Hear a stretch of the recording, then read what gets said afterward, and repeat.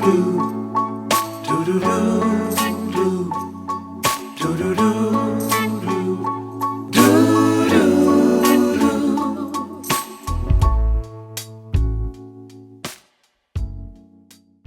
everybody, welcome to Noticeably Invisible. My name is Dave. I'm your host for the show, and today I'm joined by a very special guest, someone I've known for so long, and I'll tell you a little bit about that. But I am joined here by Stevie DeSantis.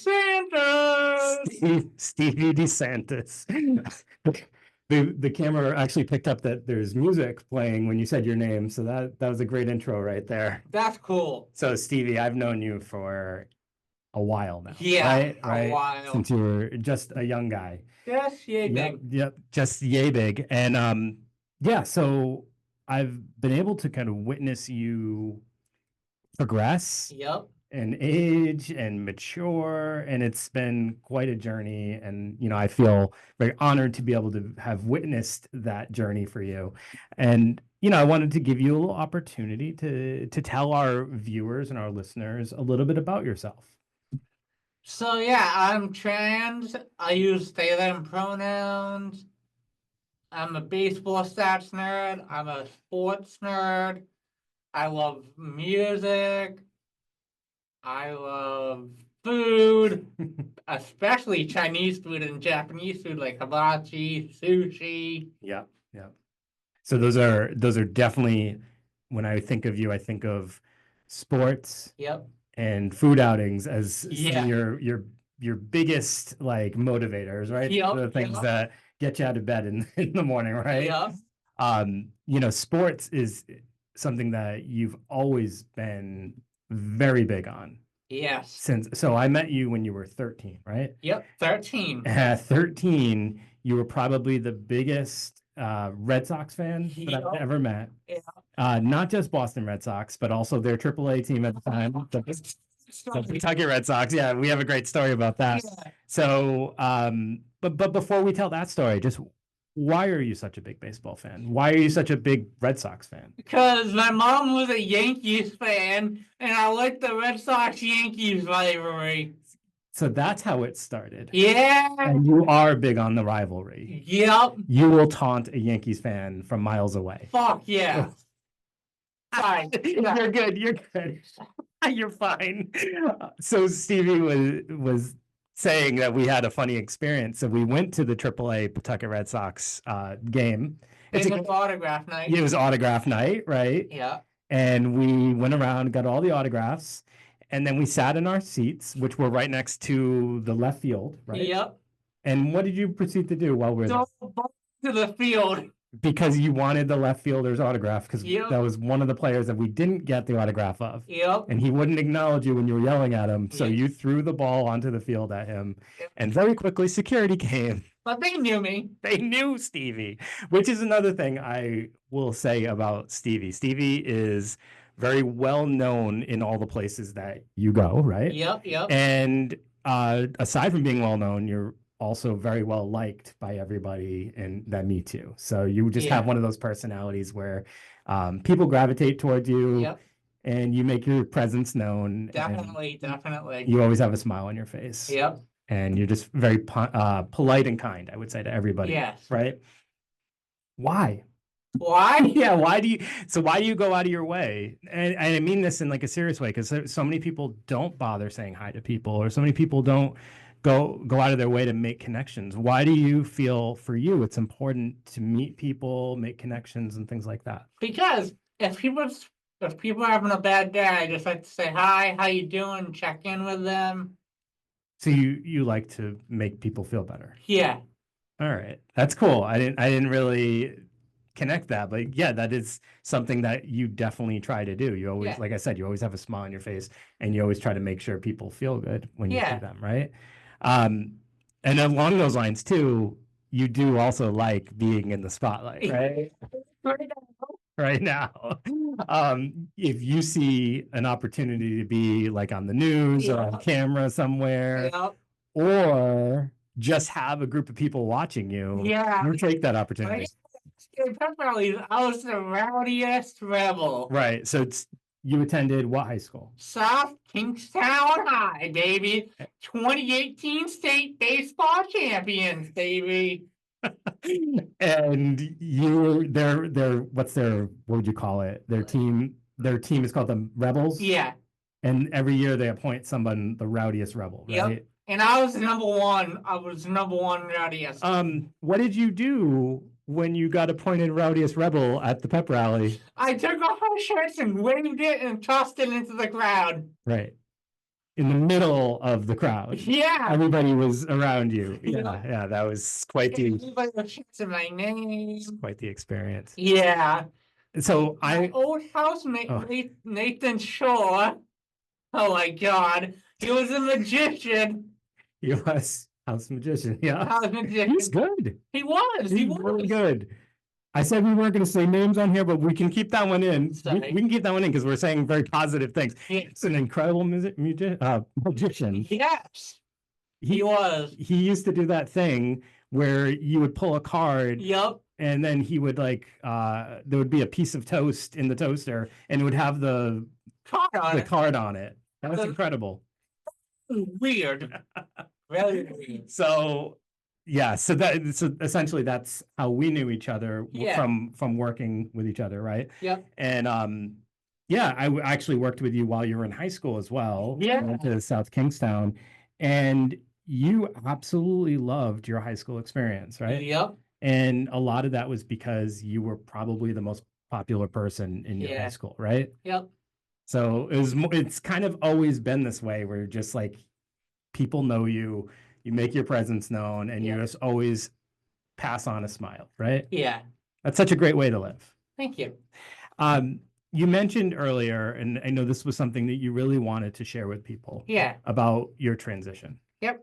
So why don't you tell people a little bit about like when that started and why you decided to go forward with that? I came out as trans in 2018, 2019. Mm-hmm. And the reason I came out as trans was because I felt like I was born in the wrong body. When did you really start to realize that, in your opinion? When I was like 13.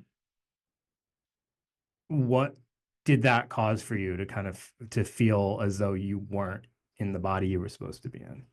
Like, because I felt like I had a girl's brain in a boy's body. Okay. And did that cause you difficulty? It caused me difficulty because my pronouns are he, him, and now they're they, them. And soon I get the full surgery. It's going to be they, her, they, she, they. Okay. So at this point, it's been a number of years that you've been transitioning. And what has that felt like? It's feeling amazing so far. It's feeling amazing? Yeah. It's an interesting concept to think about, because if you've never been through that experience, it's really hard sometimes for people to wrap their heads around what that would feel like. Yeah. Any words you can use to describe like when people start to respond to what you're asking them to respond to, what that feels like? It feels good. And some people don't respond to the right pronouns, so I have to correct them. Yeah. And people get mad when I correct them. But do you get mad when you have to correct? No. Right. So that's an interesting thing. Sometimes people get mad when they have to correct, but like on your end, I've never seen you get mad. You're usually very patient about it. Right. Does it bother you? No. It bothers me once in a while because some people mess up every time they speak. Right. So it's a little different if that mess up is continuous or it starts to feel intentional. Yeah. Okay. So yeah, just ultimately like having people around you, and I know you do because I'm aware of the people that support you now. Yeah. Having people around you that are supportive of your journey, of your transition, how has that changed your life, if at all? It changed my life a lot. What ways would you say? Like how are you different than, or what do you do differently now that like before you were going through this journey maybe looked different? Like I wear bras now. I wear makeup. I got a pixie cut. A pixie cut, is that what that's called? Yep. Yeah. Sorry, my hair's a mess. I'm putting back my head Oh, you on. just got your haircut actually after Yeah. growing it out for a pretty long time. Yep. How long had you grown your hair out? That was Since right here, how long did it take you to get it that long? like couple of A years. couple of years, yeah. And I think kind of what I've seen in you is you previously before all that Yeah. there was quite a bit of struggle Yeah. in your life, right? Yeah. You had a lot of difficulty with things. And you also I know you had told me beforehand that you'd be comfortable sharing. Obviously, you also have some developmental disabilities Yep. that can present as challenges for you as well, right? Definitely. So having all those things and also, kind of feeling like you're not in the right body, I'm sure that caused you quite a lot of Yep. difficulty. Yep. But I've also seen a lot of growth from you over the years. Thank you. Would you say that too? Yeah, Do you feel better than you used to feel? I do. Yeah. Yeah.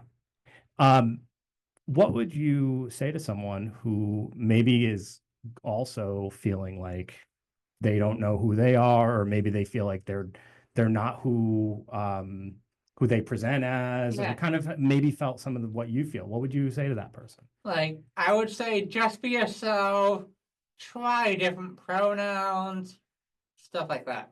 Okay. Um, who did you talk to during a lot of that time that was helpful? Did you have Yeah, clinician Kip, you had a clinician that helped you? clinician. How did you initiate that? Like, was that an easy thing to talk about, or was that very No, challenging for you? very challenging. What gave you the courage to do it? I just wanted to get it out there off my chest. Yeah, that's awesome. Thank you. Has it ever been difficult?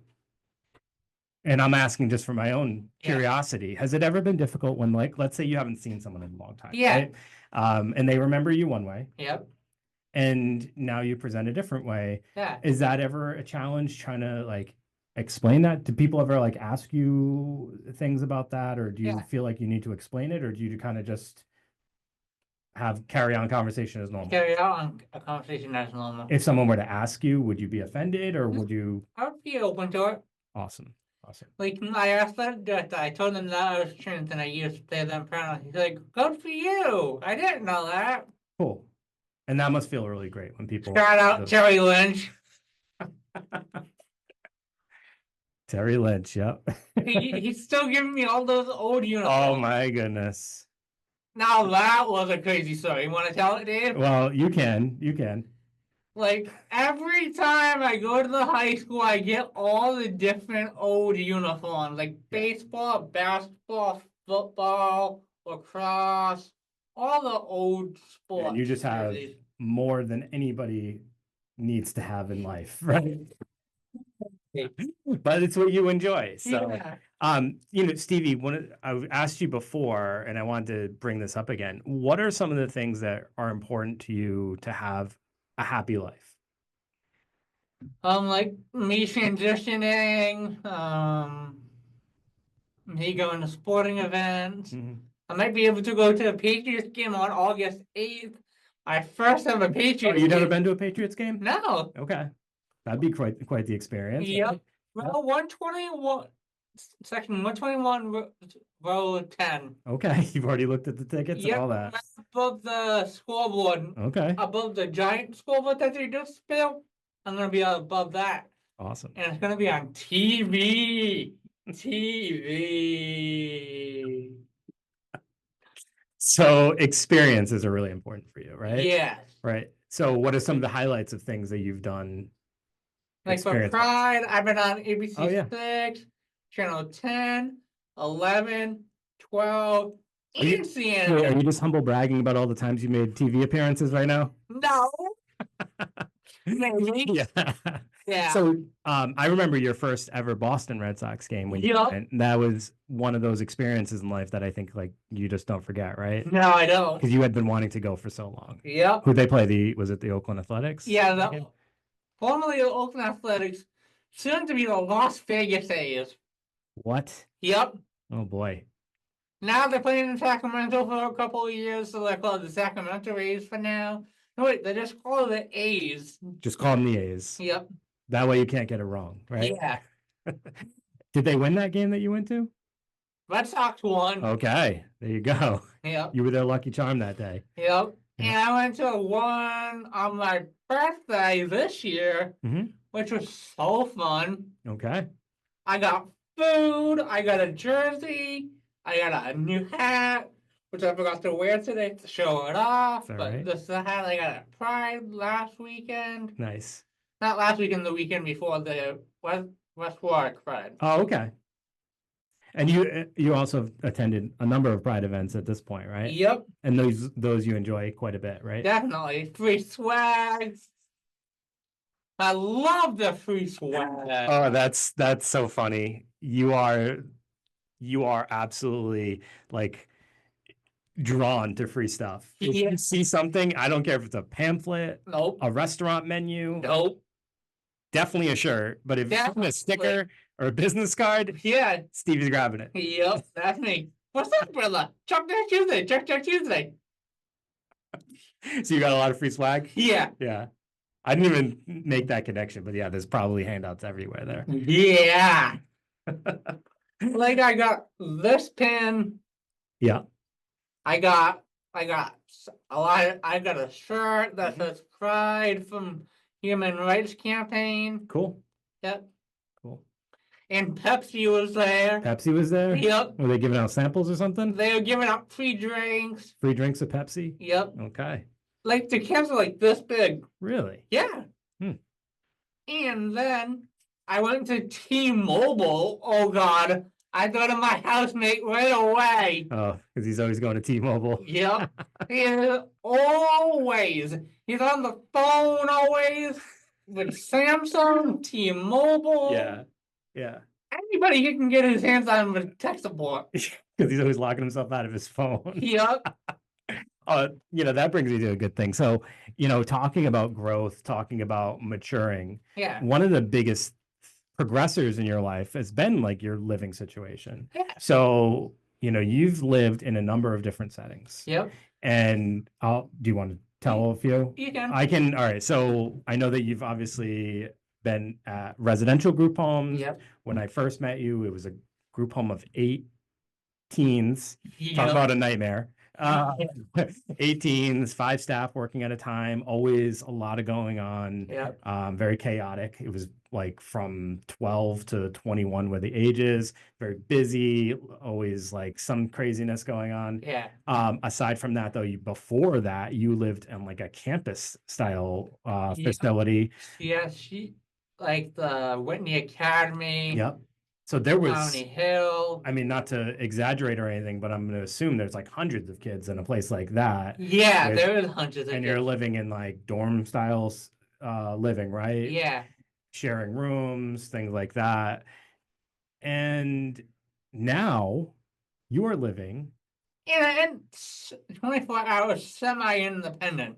But it's a 2-person apartment. Yeah. With sometimes a shared staff, sometimes you get a little bit of your own staff. Yeah.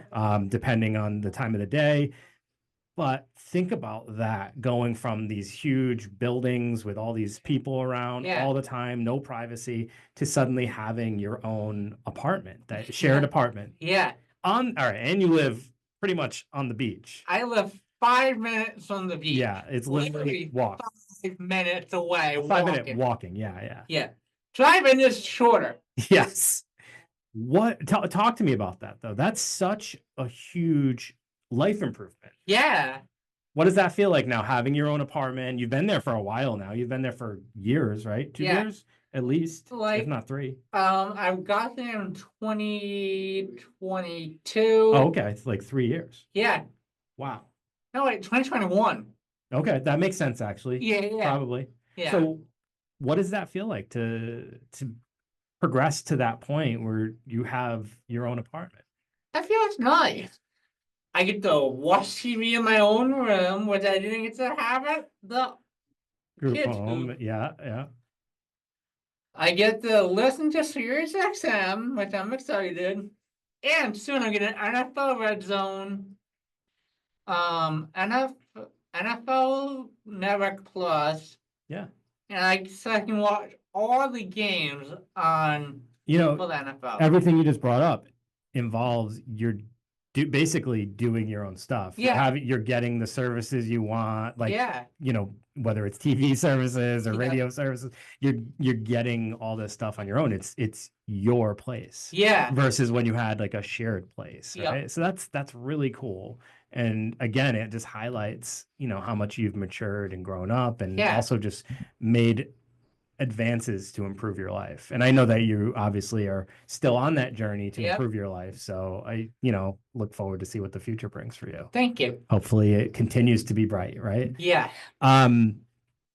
The other thing that I think is really important for you is treatment, right? Yeah. So like I think kind of what I hear when I hear you talk about like how you check in on people and you have to like smile, make people feel good.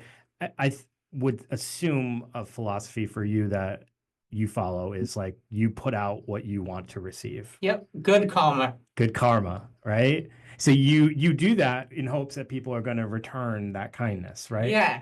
Do you feel most of the time that it happens that way? Once in a blue moon. Once in a blue moon it does happen that way, or once in a blue moon it doesn't happen that way? It doesn't happen that way. Okay, yeah. So sometimes not everybody is as is able to return that positivity. Yep. But for the most part, would you say people are mostly positive to you? Yeah. That's great. And like you said, it's because of what you put out there. Yep. Did you think everybody should do that? Yes, they should. Especially people who are having a bad day. If you're having a bad day, get someone to talk to, get a hug, do whatever it needs to make you feel better. Yeah. Do a self-care day. Do a self-care day. What would that look like for you? Chilling at home, watching TV, sleeping. Yeah. I'm a huge snapper. You are. You do love sleep. Yeah. Because most nights, I can't fall asleep until like 3:30, 6 o'clock, or 7 a.m. Jeez. Yeah. Yeah, you do like to sleep in. Been trying to get you to be more of an early bird, but can't change everybody, right? Once in a while, I'm an early bird. Yeah. But, you know, it's what makes you happy. Yeah. So, you know, got to respect that. Yeah. Stevie, what else would you like to share with people that you feel could be helpful to people? That's it. That's it. Yep. So just be kind. Yep. Treat people the way you want to be treated. Yep. And be supportive to each other. Yeah. All right. I think that's great work. Thank you. Thank you very much. I'll be here next couple of months. Do you want to give any shout outs? Shout out to Terry Lynch. Shout out to the SK Rebels. Shout out to the Red Sox, all the organizations in the MLB, except for the Yankees. Screw the Yankees. Do you wait? So we mentioned the Pawtucket Red Sox. Yep. And that had definitely some like connections to you from your childhood. Have you gone to the Worcester Red Sox? Not yet. I gotta go to a game. You do, but I get it. The Pawtucket Red Sox had like a deeper meaning to you. So that's why you felt connected. Yeah. I was gonna say you could give them a shout out. Yeah, shout out to Worcester Red Sox. And if you're watching the Red Sox, send me some VIP passes. And me too, please. Yeah, me and Dave, my buddy Dave. All right, everybody. Thank you for tuning in to Noticeably Invisible. Thank you. Stevie will be back. So thank you, everyone. And we'll see you next month. See you next month, everybody. Goodbye. Stevie, signing off.